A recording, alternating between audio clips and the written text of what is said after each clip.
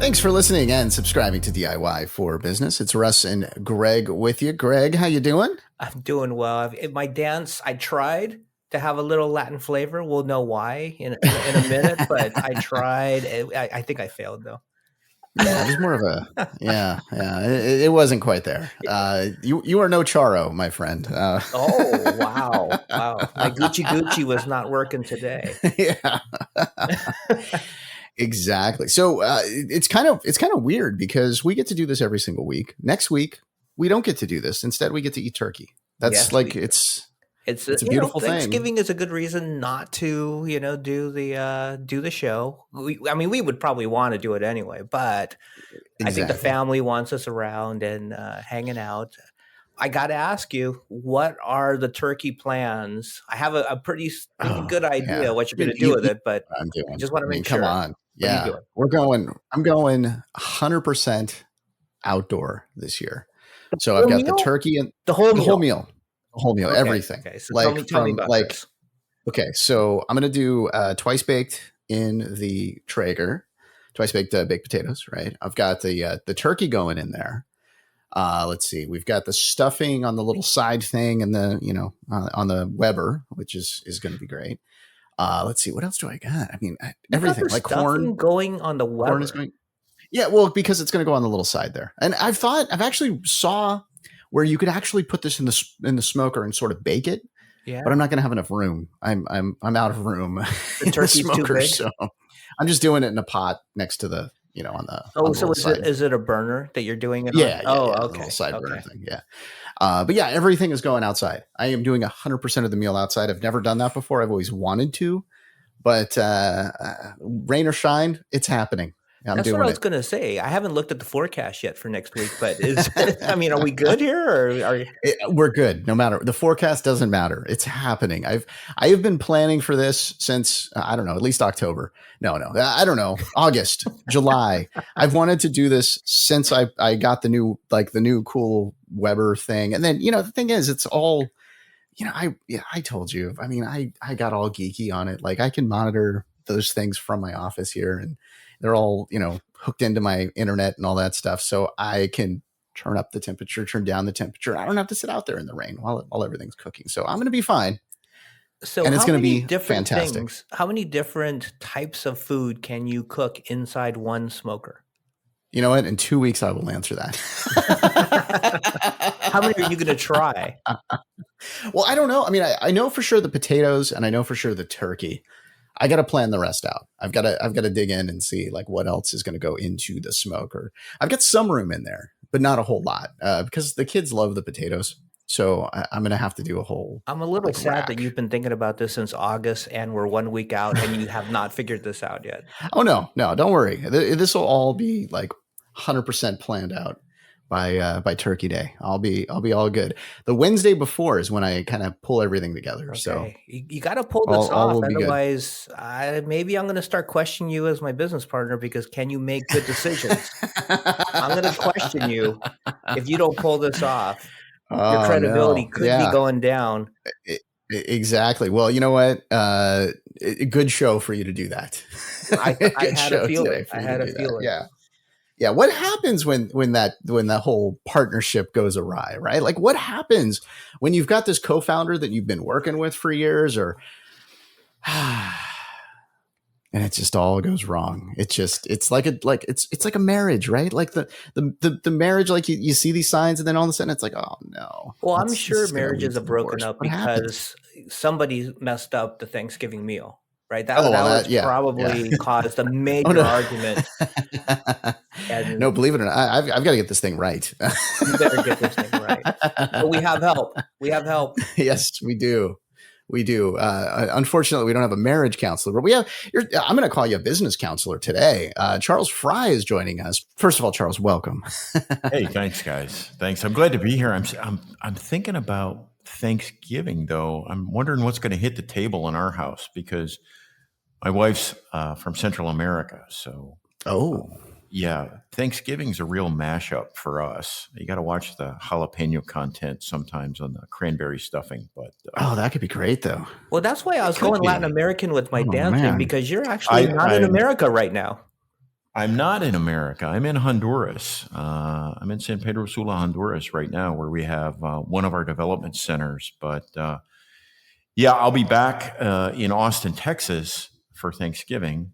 And by the way, if you've got a smoker and you're showing up in Texas, that's like throwdown territory there, because Oh Texas yeah. is all about, brisket and barbecue and that kind of stuff. So this show could just end up being all about food, which might be the best thing to do before Thanksgiving. But I would totally be fine with that. Yeah. No, I did a whole food tour of Texas. I did the whole triangle, right? So I ate tacos in Dallas and barbecue in Austin and Mexican food and or the Tex-Mex and San Antonio, and then just everything. I think that's really where you got your bug. Crazy. I think it really was. Yeah. I mean, you were kind of into it before, but once you did that Texas trip, you came back and you're going, Greg, it's on. I'm getting all the equipment. We're gonna do this right. Yeah. Well, that doesn't necessarily fall into my area of expertise, but I appreciate you bringing up the issue of founders or co-founders gone bad, or business partners, whatever they're called. I wouldn't say that that's a full-time occupation, but I've been an entrepreneur for about 30 years now. And at Code Exitos, we work with entrepreneurs. So companies come to us and we help them build their product and, build and launch whatever digital product they're making.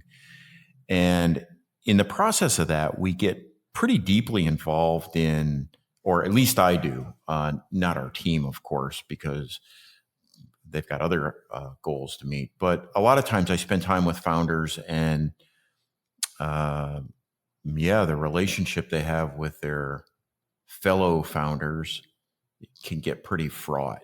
I mean, you guys know this, being an entrepreneur is tough enough, but then balancing that with a relationship can get really tricky. And Russ, the analogy to a marriage isn't far off in my experience. It's got it's got a lot of the same kind of emotional overhang to it. And a lot of business partners spend more time together than they do with their spouses.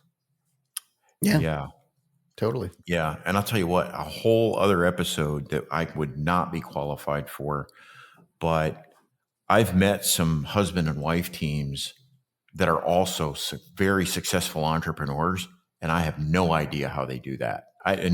Zero concept or credibility in my book of things achieved. But I have a question for you on that, Charles. So when you see that relationship, are they more successful on the business side or more successful on the marriage side? Or do you think that dynamic adds another level of stress that would cause potentially more problems being partners with your spouse? Wow. It's a lot to that one. Yeah. I only have anecdotal evidence of people that I've met and known over the years.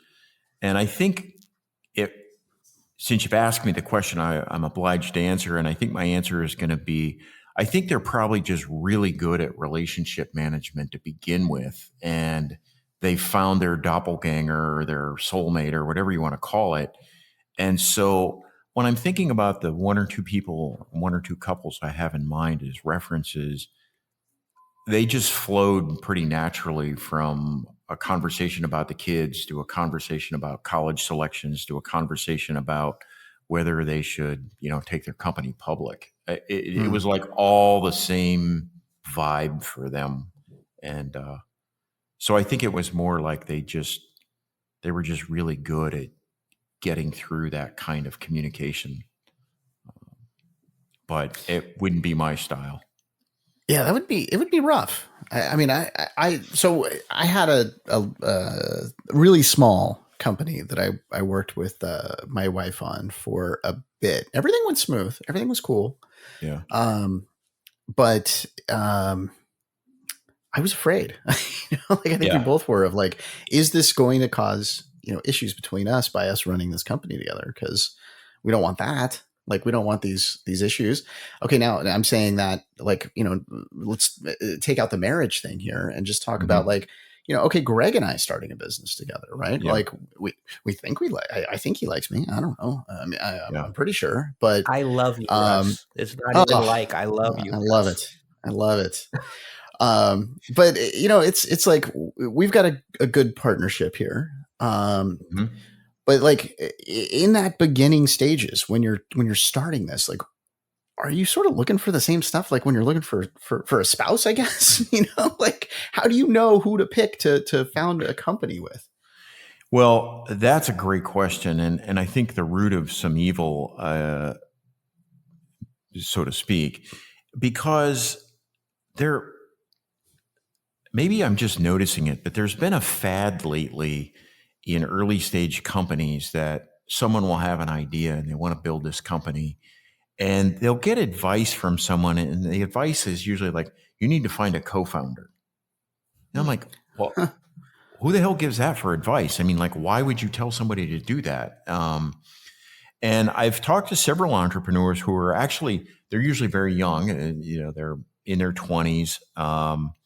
So they don't have a lot of life business experience to begin with.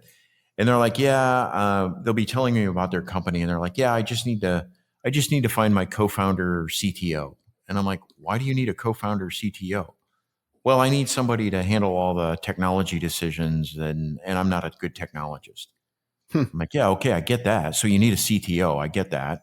But why do they have to be a co-founder? Why don't you just hire them? Right. They're like, well, I don't know. Some mentor told me they should be a co-founder. I'm like, well, get rid of the mentor. I mean, like, why? I don't get the problem. I mean, and I give that advice because, like, the fact that you guys work together and you work it out and you've got this chemistry and dynamic, I don't think you just go shop for that on LinkedIn or something and find somebody. Right. And I'm seeing a lot of even universities giving their entrepreneurial students this, what I think is really bum advice, and saying, oh, you should have a co-founder. And I don't think that works. It hasn't worked for me, and it hasn't worked for a bunch of people I have. And then the worst thing they do is they go, oh, let's go 50-50. Right. Okay. Now we've got a real mess because no decisions are going to get made. Bingo. 100%, Greg. 100%. Yeah. And then you have to fight it out. Sorry, go ahead. Well, I was just, I'm baffled by that advice too. But colleges are doing it, whatever, consultants are doing it, mentors are doing it, or advising this. And the only thing I can come up with is that maybe it would be helpful for somebody that is just as vested as you are, that would complement some of your weaknesses. And that's why you would want a co-founder versus just hiring a CTO or hiring, whoever that person is, versus partnering with them. That's the only thing I can think of, because I agree with you. I don't think that's, the best advice in the world. Yeah. Well, I like what I like where you're headed with the idea of balancing out skill sets. I think that's important. And when I build my executive team, I'm looking at skill sets, emotional skill sets, as well as technical skill sets. And I want some kind of creative tension and balance and dynamic. I mean, I don't want everybody. We don't want clones, right? If you get yes men, then I think that's a problem. But the notion of a co-founder versus, let's say, a CTO that you give 8 or 10% equity to as part of their compensation plan, that to me is co-founder is on another level from an equity holder executive that's paid to be an executive. So I'm with you. I don't quite get the logic behind the people who are advising you should have a co-founder. And so I start there with advice when entrepreneurs come to me and they say, hey, what do you think? Should I have a co-founder? And I'm like, do you feel like you need one? And if the answer is like, well, somebody smart said I should have one, I said, well, they're not smart enough, But some people, I've met some other people who say, yeah, I really feel like I want to find that partner and I'm willing to make them a co-founder. Then yeah, go for it. And if you make that decision, then the next decision becomes somebody has to be first amongst equals, because Greg, you nailed it. Otherwise you don't get decisions easily. And when you do get a 50-50 decision and it's not your decision, then there's kind of this baggage that goes along with it. And it's like, well, I don't know. I've seen nothing but the seeds of discontent sown that way. Yeah. Well, I'm wondering about the person that's like kind of in the minority there, like that doesn't have the 50%, the person that has the 30%, 40% or whatever. Mm-hmm. They're a co-founder, but they maybe don't, wield the power of the other person. So the other person's making all the decisions, and that could lead to some problems as well. So would anybody even want to be in that position? I'm going to ask you that question now, but I'm going to give you a second to think about it here as we take a short break. Thank you for listening to DIY for Business, a great way to spend your last week before Thanksgiving. We'll be right back.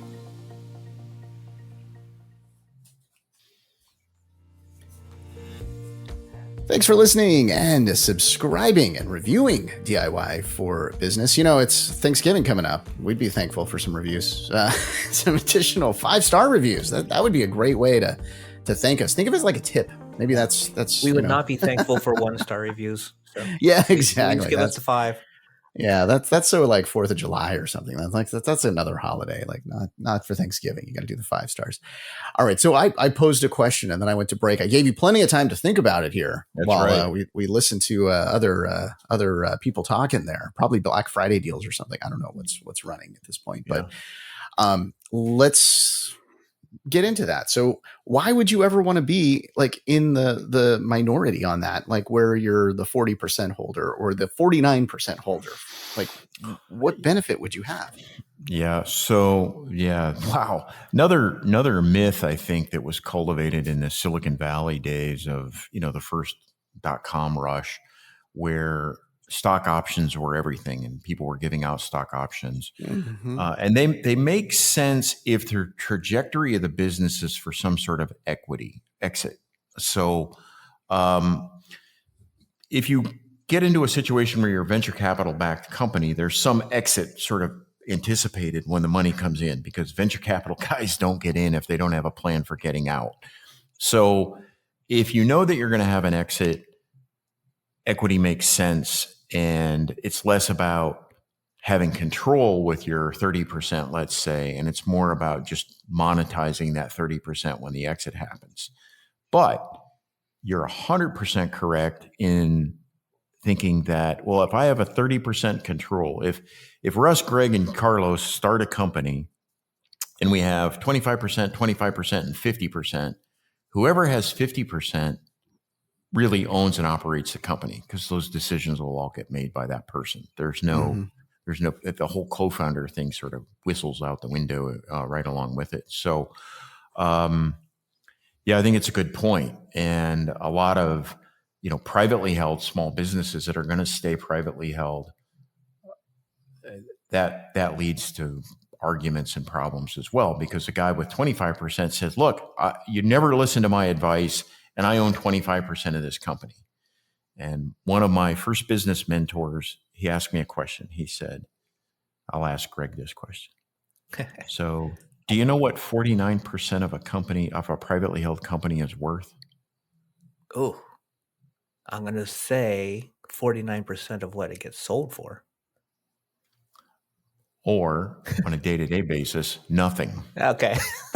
Because if I write you in at 49%, I'm going to restrict your ability to sell it. You can't just go sell it to Russ without my permission. You can only sell it to me. I set the price. I'm going to tie it up. And so you've got 49% of nothing. So if you have that oh crap moment a year or 2 years or 5 years into being a partner, or what you think is a partner in a company, now all of a sudden you probably are a key man or a key woman in the business because you've contributed mightily, but that discontent kind of grows, and eventually you say, hey, I want out, or I'm getting out, or you become passive aggressive, or I've seen just lots of tough behavior. And it's all actually understandable. Personally, I'm a believer that people are generally good actors. I'm a guy of abundance, but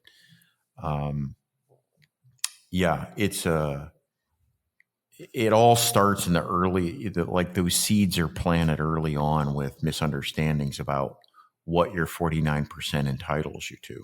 And I think that's where I want to go with this, because the healthy relationships, the healthy partnerships that I've seen, there is that groundwork at the very beginning of the relationship. It's in contract, right? It's in the agreement between the founders, between the partners, but it's also said as these are the ways that this is the process that we're going to go through to make big decisions.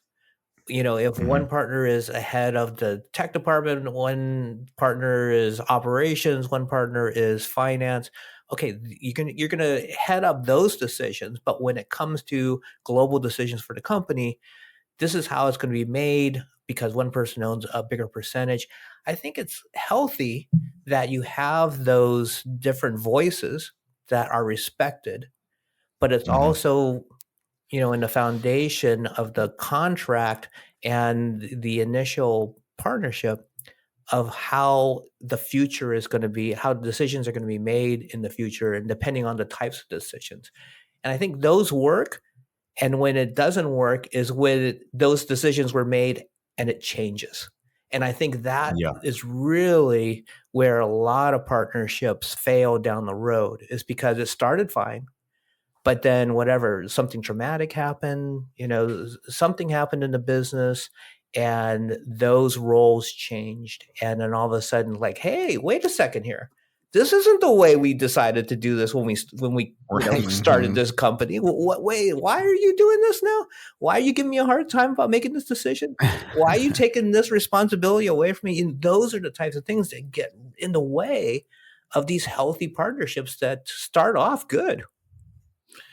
Well, you're right. And a key piece in there is you have to cultivate that all the way, every day is you guys probably do this innately in your partnership. You take time to reinforce and cultivate that relationship slowly and surely.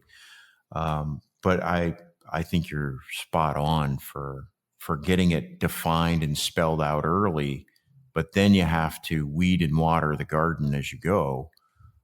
Yeah, I think sometimes for whatever reason, respect gets, I don't know, people start losing respect for somebody, or, for whatever reason, bad decisions were made and like, oh, we're not going to let you make those decisions again because you really messed up one. Right? Hey, we're all human. We should learn how to deal with those. And unfortunately, a lot of people hold grudges and it just blows up. Yeah, you reminded me of something, though, that I've seen happen before that happens outside of the business relationship, where we're all human and we have lives outside of our business. So I've seen people who, their marriage becomes really a problem and a big distraction, or they have a child or a parent or someone who becomes very sick and their attention is divided away from the business, that they have some personal problem in their own life that has nothing to do with the business, but they're suddenly not able to carry the load. And the business partners have to say, hey man, we can give you some slack, but it can't be forever and infinite. And the other person's saying, look, I'm caring for my mom and she's dying. I can't come back, but I don't want out. And so there are all these external forces that I've seen come into play as well. And those are just impossible. By definition, they're impossible to predict, right? So, you get into a lot of situations that go beyond kind of the obvious malfeasance, or the guy turns out to be a jerk, or whatever. But those happen too. Yeah. When you see these problems, like what's your advice generally? Like, I know it's going to be different on every situation, but general, like, what are you telling these guys that are in this situation? Well, if they're asking advice, and they're usually not, but they should. But they should, and there are professionals that practice in this area. I'm not one of them, but there are essentially marriage counselors for business partners, My advice is usually along the lines, Russ, of just like, hey, skinny the problem down and solve it and get it behind you. Because the business is throwing enough curveballs at you that you can't have this running firefight. It's super toxic if you have lots of employees, and the boss always thinks, or the CEO or the executives always think we're keeping this away from everyone. It's like, no, everybody in the company knows, like, you are the soap opera. Stop it. Right. So that's my general advice, is just like figure out how to put a pin in it and just get it over with. That means somebody's got to get bought out or whatever. Right. Something has to happen there. Okay.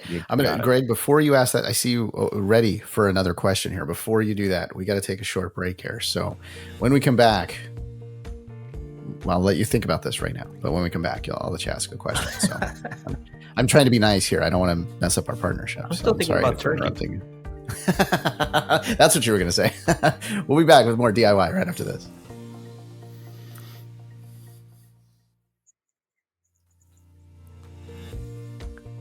Thanks for listening and subscribing to DIY for Business, a part of the Best Business Network and Electrocast Media. You can go to electrocast.com, check out all the various podcasts. There's business podcasts on there. There's all kinds of stuff on there for you to go peruse as you're looking at electrocast.com. Please do go check that out. Maybe you could find something to listen to next week. There's the time off next week, probably, right? Like throw on some podcasts and there you go. Or you can just listen to. We got a big library of shows that Exactly. There's like 70 of ours or so that you can work through during the week. There, that would be a fun vacation for you. Especially those early ones. Skip the first few. The lost episodes. the ones we don't speak of. Those exactly. Yes. Yeah, those never happened. Yeah.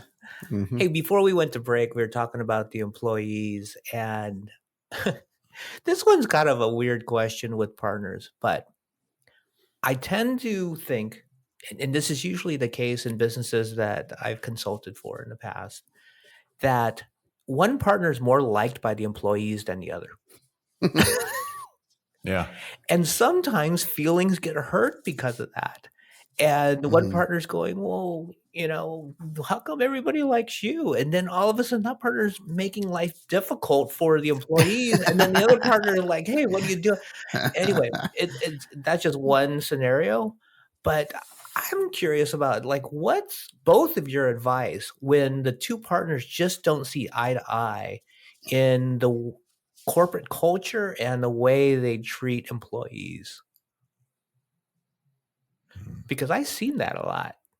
Like one partner could be just very like, oh, just by the book, we got to run numbers together, and then the other partner is very relationship building, that type of thing, and they just see the dynamic of the business differently. So Russ, the first guy is the CFO, the second guy is a salesman. So what's your advice for those two guys? Right, exactly. Well, that's the thing. It's like, they probably got together and it probably worked out well in the beginning because they had those different personality traits, right? So, I don't have the ability to build the relationships. I have the ability to, I don't know. I'm now making the CFO. And the other thing, in the beginning, they don't have a lot of employees.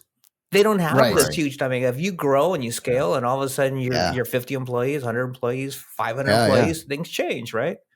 Mm-hmm. Yeah. Mm-hmm. Yeah. It's a rough one. I was actually, when I sold a business, I was very concerned about, it's almost like stay together for the kids, right? We're getting back to marriage things, but like, should I keep this business just because I really like the team and I don't want to, mess them up? Like, I don't want to, I want everything to go smooth, but fortunately I sold it to a great person that was able to keep everybody and actually, did a fantastic, probably even better than me. But, like I was happy about that, but yeah, that it's a rough one. It's a rough situation. I'm putting myself into both sides of this, of the person that doesn't have those relationships. And I can see where it's like, I'm a little jealous of this whole thing. And then the other side of it where it's like, well, hey, you're lucky you have me because these people would be gone without me. So I don't know. My reaction to that is it's probably pretty dependent on the scale of the company. So you mentioned, 50 people, 100 people, 500 people. At some point, my experience has usually been around 100 to 200 people. The employees don't care who the founders or the owners are anymore, because they're coming to a company and they're taking a job and they're doing it. And like I literally, just before I joined you guys, I walked out of a quarterly company meeting for our company. There were 100, 125 people there, and most of them aren't going to see me again for another quarter, and that's okay. They're much more in tune with who their manager is or who their exec is that's supervising their area. But the zone you're talking about, Greg, is real, and I think it happens in companies where you're somewhere between 3, if we're talking about 2 hypothetical co-founders. It starts with the first employee that's not a founder, up until 25, 50 kind of thing. But yeah, that's a tough dynamic. I can't say that I've seen it though as much as it sounds like you have. So you might have more experience than I do. Because I do deal with so many businesses that are kind of in that employee of under 100 employees. The majority of the companies that I work with are less than 100, and when I do see partners, that's gotten in the way, because that one partner is really good and really in touch with the team, and the other partners, that's just not a priority for them.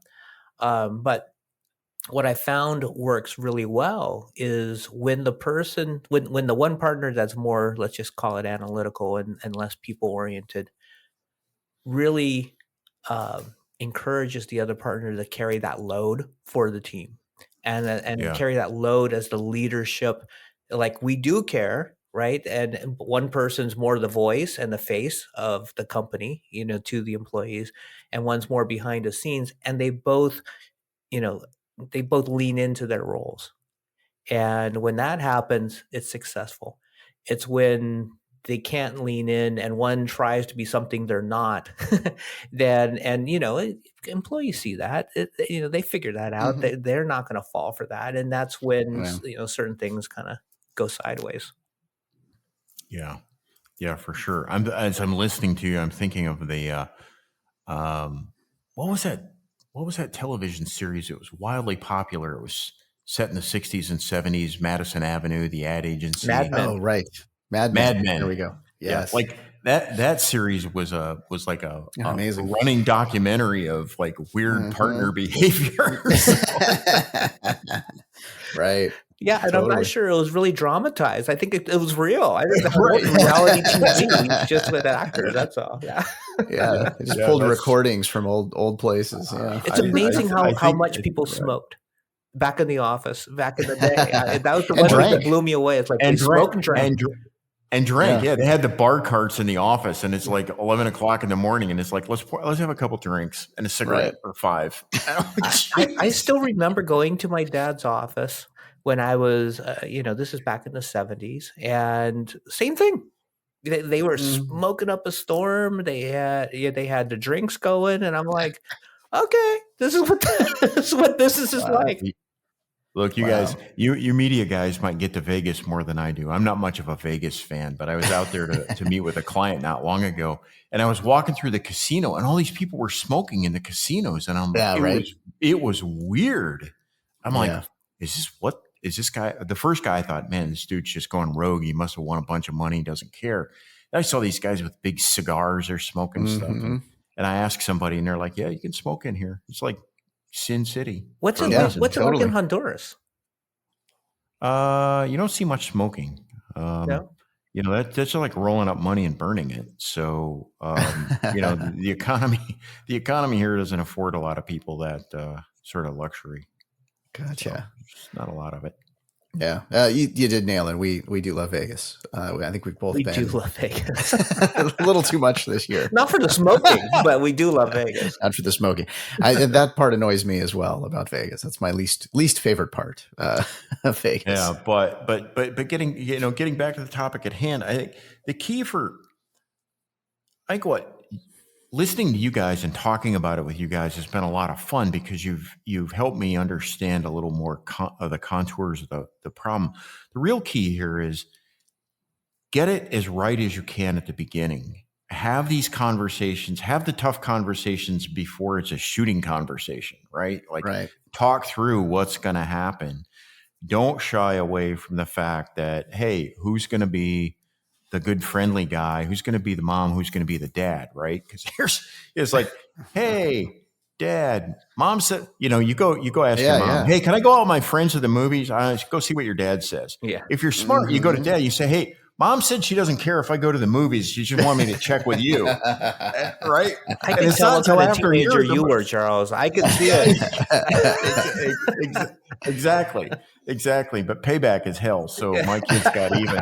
I think grandma, paid them off. But, you get that dynamic in partnerships. And so I think you do have to talk about that up front and, build on the relationship. So you guys have helped me think it through a little more. In some ways, it's kind of like setting up like a prenup, like you're setting up like as if you're, it's not that you're planning it to fail, but if it does, like you get everything set up, you get everything documented, you get everything there. And again, we're making the marriage analogy here. Well, you mentioned, I don't think you can duck it though. No, go ahead, Charles. Sorry. No, I was just saying, Russ, it's easy, especially when we're having fun and it's carrying on a conversation about it. It's easy to kind of overplay the marriage relationship, but I think the dynamics are very, very similar and very, very real. So, Greg, you were going to ask about, or you had a comment about a buyout. Well, yeah, earlier in the show we were talking about, hey, if things aren't going right, just one partner buy out the other partner. I think that would be the easy way out. Yeah. If that one partner wanted to be bought out. The problem is when they don't want to be bought out, they're like, hey, this is my company too. I'm not giving this up. This is my retirement. I want to milk this and then work here. I'm passionate about this for the next 10, 15, 20 years. I don't want to just get bought out and start over again. And so I see those situations as well. And that can get really ugly. Yeah, it's even more toxic or yes, but and more toxic in the tech space because our industry, the tech industry, we're pre-wired to believe that you're going to be the next unicorn. So and I can't tell you how many times I've seen guys arguing over a company it's dead and done and not worthless, put a fork in it, throw it back on the grill, it ain't going nowhere.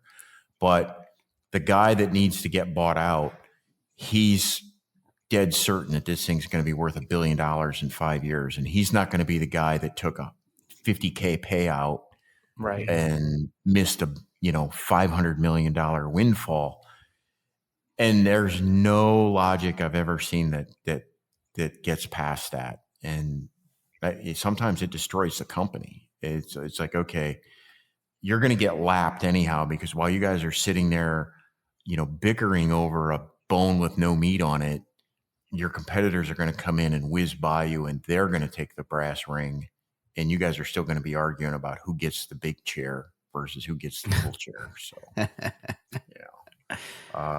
it's toxic. Yeah. Yeah. I being sort of close to that stuff, you see a lot of that, and especially the tech world here in Silicon Valley. It's like lots of wars going on down there. And a lot of times they're over nothing, right? It's over unrealized gains that'll probably never be realized, and so totally, it's a lot of negative karma for nothing, really. Yeah, I remember going to one of those little WeWork type of office rental, for the day type of thing, and they have the meeting rooms and all this stuff. Yeah. And I went in there. I'm like, oh, this is kind of cool. I'll go work from here for the day. And you pay like $10 or something, and you get the Wi-Fi, and you're hanging out and get some coffee. I'm sitting there. I remember seeing because they had the glass conference rooms that people were renting out, and all of them were rented out. It was a bustling place. It was great. Happy people. And then this one conference room, just yelling at each other. Like everybody was upset. It was like, wow, this is there's some tension going on in there. And Yeah. I think there's a lot of that down there. I was probably a 5-person company that had a chief executive officer, a chief financial officer, a chief revenue officer, a chief product officer, and a chief technology officer. I'm like, wow, you guys have got a lot of chiefs. Is anybody actually doing any work here? Yes, we're arguing about who the boss is. Exactly. Well, that shared conference room was really their office. That's all that.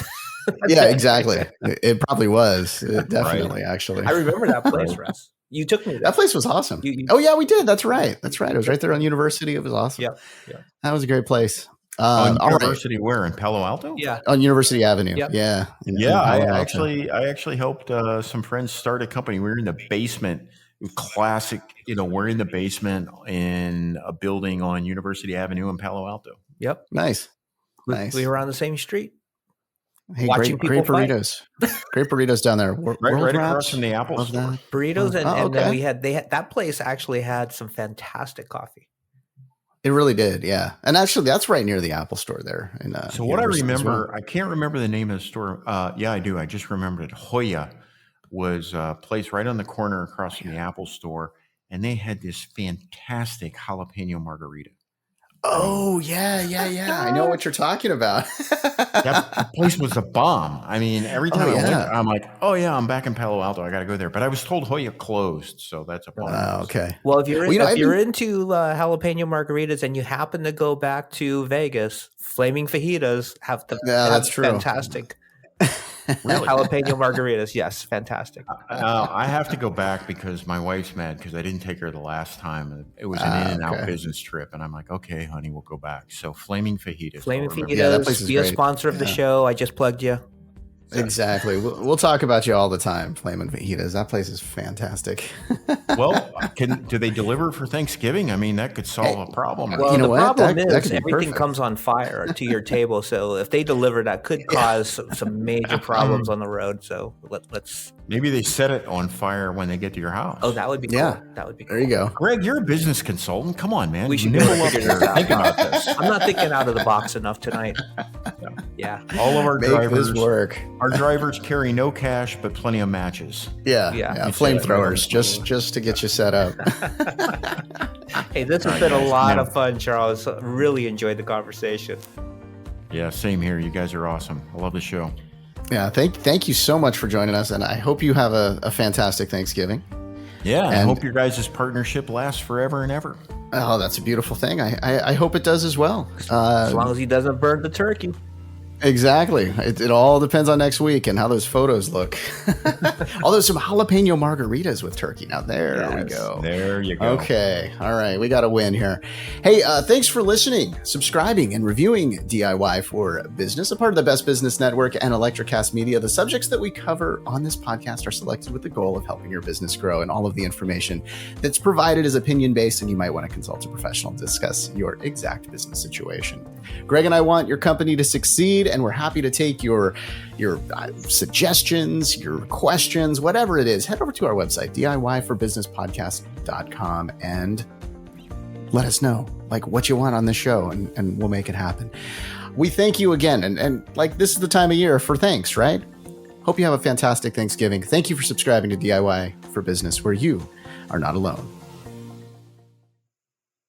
Are you a fan of classic cinema or a young person who wants to discover the best films of all time? Do these legendary movies still hold up? On the Generation Film podcast, two guys who grew up when movies dominated the culture share a great film with a panel of young movie lovers and see how it plays for today's generation. We discuss changes in storytelling styles, representation, the making of each film, its initial reception, and how its meaning has changed over the years. Join us as we explore cinema classics across generations on Generation Film. Electrocast. Hi, this is Megan Kane. And this is Jason Zook. And we're the hosts of Psychic Visions Podcast. Have you ever experienced deja vu or wonder what life after death is like? Or maybe you walked into an old building and got goosebumps or chills down your spine. Chances are you're having spiritual experiences without even realizing it. Our show will cover a variety of topics from astral projection to UFOs, manifestation, to the power of positive thinking and even healing energy. If this resonates with you, then this is your sign from the universe to check out our show. Find us where all podcasts are available. Psychic Visions, more than meets the eye.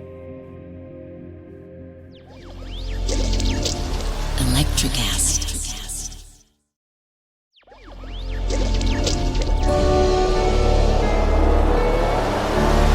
Electricast.